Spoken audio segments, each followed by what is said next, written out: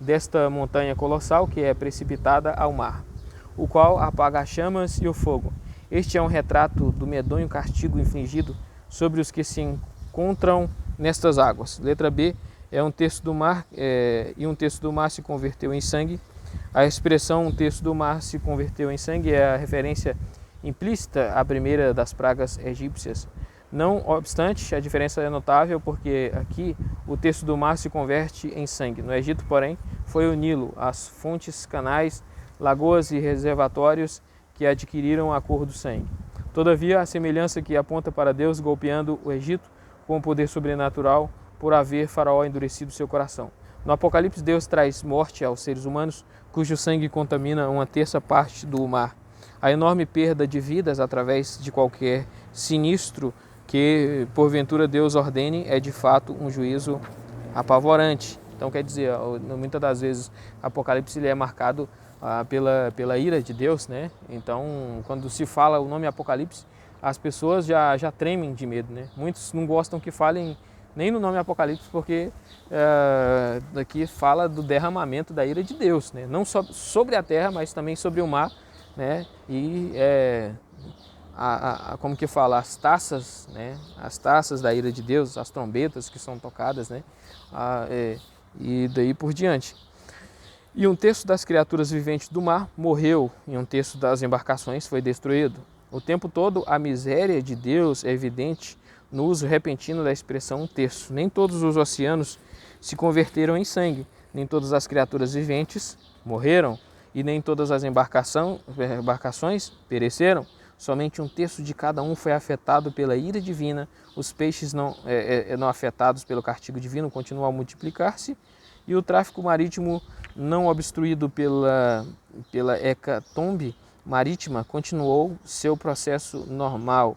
As catástrofes que Deus fez recair sobre o mar são sinais do fim dos tempos, por meio dos quais Deus chama as pessoas ao arrependimento e à vida. Então quer dizer, Deus derrama a sua ira, né, sobre a terra, e no caso por causa da maldade do ser humano mesmo, da maldade do pecado do ser humano, né, pecado que se alastra, né, e então aí Deus derrama a sua ira, né, aqui como fala em Apocalipse, né, Deus derramando a sua ira sobre e aí você vê uma tremenda infração, uma crise, né, tudo aqui indica a crise, a infração, né, a conflitos, a guerras e por aí vai. Aqui é uma decadência, né? Aqui é a ira de Deus caindo sobre a terra.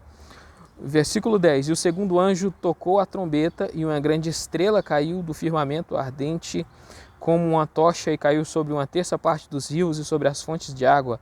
E o nome da estrela era Absinto, e uma terça parte das águas se converteu em absinto. E muitas pessoas morreram por causa das águas que se tornaram amargas.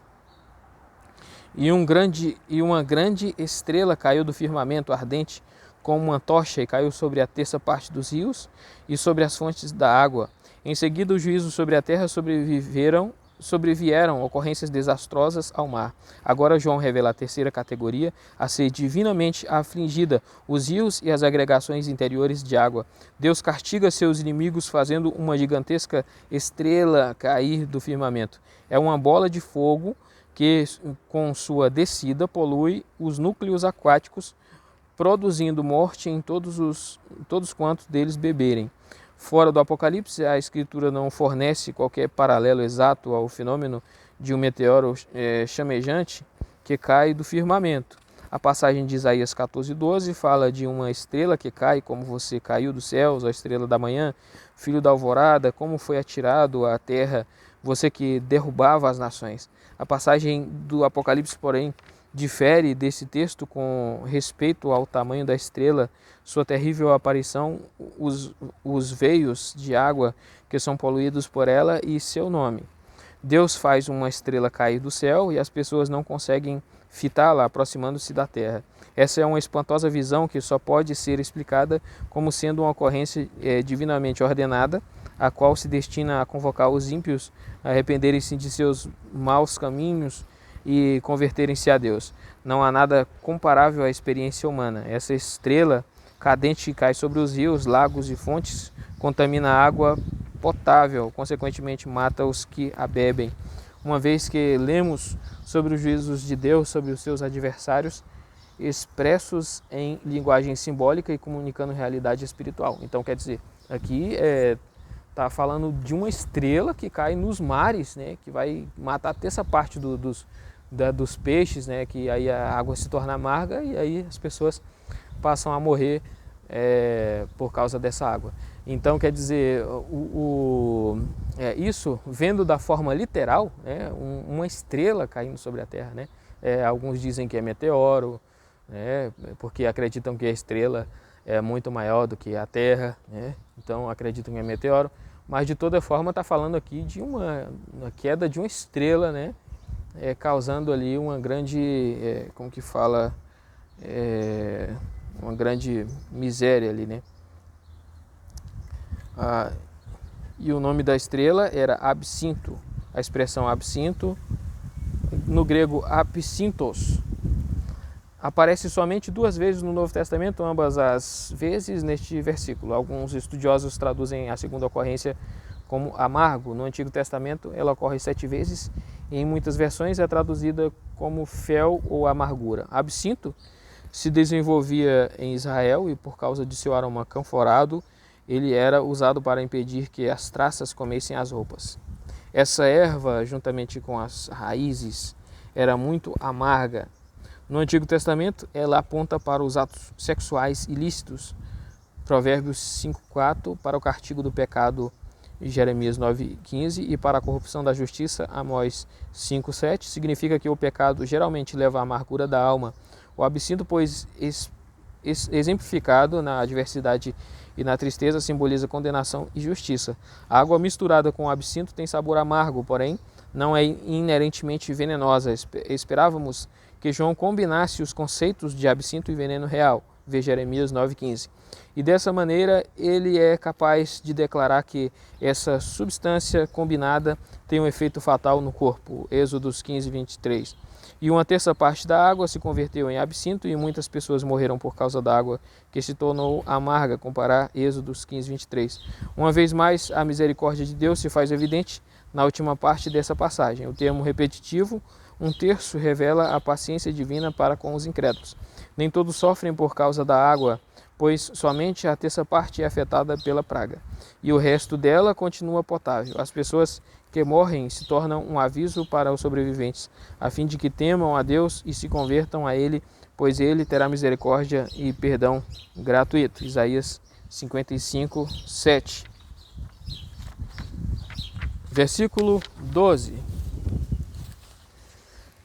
E o quarto anjo tocou a trombeta, e uma terça parte do sol, uma terça parte da lua e uma terça parte das estrelas escureceu, de modo que uma terça parte deles ficou escura, bem como uma terça parte do dia, também uma terça parte da noite. O termo 1/3 aparece 6 vezes neste versículo, nas quais os céus inteiros estão envolvidos: o sol, a lua, as estrelas e a divisão do dia e da noite. A reiteração enfatiza a severidade desse fenômeno celestial. Sua ocorrência desafia uma explicação natural, porque um eclipse não se adequa à descrição, comparar 16:10. A 9ª praga que atinge o Egito se converteu em trevas. Moisés estendeu sua mão para o céu e as trevas que cobriram a terra eram tão reais que podia ser sentida. Cobriram o Egito por 3 dias, enquanto todos os israelitas desfrutavam de luz. Êxodos 21:23. Deus poderia ter usado uma tempestade de areia para bloquear os raios solares sobre os egípcios, porém não sobre os israelitas da terra de Gósen. No Apocalipse, uma terça parte do sol, uma terça parte da lua e uma terça parte das estrelas se converteram em trevas. Essa é uma intervenção supernatural nos cursos naturais destes corpos celestes. Geoffrey B. Wilson habilmente observa: e é óbvio que João estava pintando um quadro e não escrevendo um tratado sobre astronomia. Quando a luz e diga-se de passagem, e se tivesse escrevendo um quadro, de astronomia, porque aí a gente não vê as coisas, não vê Apocalipse tudo como simbólico, porque as coisas que são simbólicas nós entendemos, Mas a visão que ele viu, ele retrata a visão do jeito que ele viu, né? Do jeito que ele viu. Ele viu, por exemplo, as estrelas perdendo a sua luz, né? Viu estrela caindo, viu, como que fala, terça parte dos mares se tornando em sangue, os peixes, né, morrendo. Então ele viu isso no literal, né? Não foi simbólico o que ele viu. Quando a luz se converte em trevas, há uma ruptura na ordem cósmica e dissolução da criação. O Antigo Testamento frequentemente fala do desaparecimento da luz, assim que seus portadores celestiais cessam suas funções normais. João escreve que a terça parte deles se tornou escura e a terça parte do dia deixou de brilhar, e assim também a terça parte da noite. Ele não está falando de eclipse que bloqueia o sol ou da lua, pelo menos durante uma hora. Estes corpos celestes falham em emitir e refletir a luz durante a terça parte do dia e a terça parte da noite. É melhor dizer aqui, temos um enigma que só pode ser interpretado e entendido como um sinal de juízo divino sobre o mundo que está se esbaldando no pecado. O simbolismo de períodos de trevas se destina a conduzir pessoas ao arrependimento e declarar sua fé em Deus. Tais sinais na natureza, pois, são expressões da graça e misericórdia de Deus, por meio das quais ele exibe a vinda do dia do Senhor. Quer os crentes, quer os incrédulos, ambos ouvem o som das trombetas. Os crentes, guiados por seu conhecimento das Escrituras, reconhecem estes sinais, buscam refúgio em Deus e são guiados em segurança. Se os adversários de Deus ignoram estes sinais na natureza, enfrentarão trevas eternas por serem perenemente eliminados da fonte de luz, a saber, Deus. Podem sentir-se livres para ignorar as admoestações e zombadas advertências acerca do dia do Senhor, porém terão que sofrer as consequências. Depois que as primeiras 4 trombetas introduzem as calamidades na natureza, as quais todos estão aptos a observar, esperaríamos o segmento das 3 trombetas restantes. Aqui, porém, há uma interrupção na sequência dos sinais. Interrupções essas que ocorrem com frequência no Apocalipse. Agora, a própria natureza aparecendo na forma de uma águia chama a atenção dos oponentes de Deus para estes sinais que inevitavelmente devem ser claros em comunicar o juízo divino. As 3 trombetas que seguem anunciam os juízos que são ainda mais severos do que os 4 precedentes. Poderes demoníacos surgem para atacar os seres humanos, não meramente na esfera física, mas na mental e espiritual. As pessoas querem morrer, porém se sentem impossibilitadas de o fazer. Daí uma águia voando pelo céu dá a alarma, pronunciando um tríplice ai nos habitantes da terra que se dispuseram a ignorar as primeiras 4 trombetas. Uma vez mais, temos de interpretar o clamor da águia em termos de compaixão e misericórdia de Deus. Ele não deseja que os ímpios morram, mas, ao contrário, que eles vivam. Ezequiel 18:32. Assim, o incrédulo jamais poderá acusar Deus de ter dado avisos insuficientes. Versículo 13. E ouvi uma águia voando pelo meio do céu, dizendo em alta voz: ai, ai, ai, dos habitantes da terra, por causa da trombeta que está para ser tocada pelos outros 3 anjos. Letra A, e vi e ouvi uma águia voando pelo meio do céu, dizendo em alta voz. Os sentidos de João estão plenamente alertas, porquanto ele vê e ouve o que está acontecendo. Ele nota uma águia voando pelo meio do céu, como um emblema de juízo e destruição futuros. Deuteronômios 28:49, Oséias 8:1 e Abacuque 1:8. Como uma ave de rapina, uma águia com sua visão atilada está procurando por carniça e caça, sua fonte de alimento. Vê em Mateus 24:28, Lucas 17:37. Olhando lá de cima, a ave grita em tríplice ai, significando que haverá abundância de alimento à disposição. Voando no meio do céu, a ave está bem alta e consegue ver de forma muito ampla. Comparar Provérbios 30:18-19. Não carece de argumentos se uma águia pode falar, pois acena A cena que João descreve é apocalíptica e simbólica. Note que a besta que emerge do mar é dada uma boca para falar palavras arrogantes e blasfemas. Então quer dizer, a besta que emerge do mar, né, tá sendo comparado a essa besta que falava, né, não está sendo simbólico não, está sendo comparado a Sofia, né, que é aquela criação daquela mulher robô, né, dos árabes lá, do islamismo, que criaram aquele robô que fala, né, o nome dela é Sofia, né, e nas escrituras está dizendo, quem tiver sabedoria, que calcule, né, o número da besta, né, que é 666, então quer dizer... E então a besta teria uma imagem que falaria, né? Está sendo visto como aquela... então o povo está achando que o anticristo pode sair, né, do meio dos árabes, do islamismo. Pode ser que sim também, que saia de lá, né? E a Sofia, né, é a sabedoria, né? Quem tiver a sabedoria, né, calcule esse número, né? Então, e também nas palavras que falam que Alá é o maior, que Alá é o grande, né? No Allahu Akbar, que não há outro Deus senão Alá. Todas essas inscrições aí, elas vão ter nelas o número 666, nos nomes, né? Nas frases vai ter o número 666. Então, tem uma evidência aí que pode ser que o anticristo saia de lá do meio dos árabes também, né?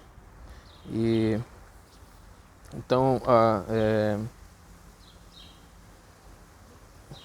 então a questão da águia falar também pode ser uma questão de que ele entendia, né, o que a águia falava, né, a expressão da águia, né, que às vezes nós não usamos mais de 6% da nossa capacidade intelectual, do nosso cérebro, né? Então, espiritualmente ele entendia a expressão da águia, né, dizendo aquilo, né? É uma capacidade, né? E pode ser que também que literalmente, se Deus quiser, os animais podem falar, né? Como a jumenta de Balaão, e permitiu que ela falasse, ou seja, os animais eles não têm a permissão de falar na nossa língua, né? Mas se Deus permitir, eles falam. E em outra situação, ele pode também estar entendendo a expressão da águia, né? O que ela diz com os seus gritos, né, de ai também. E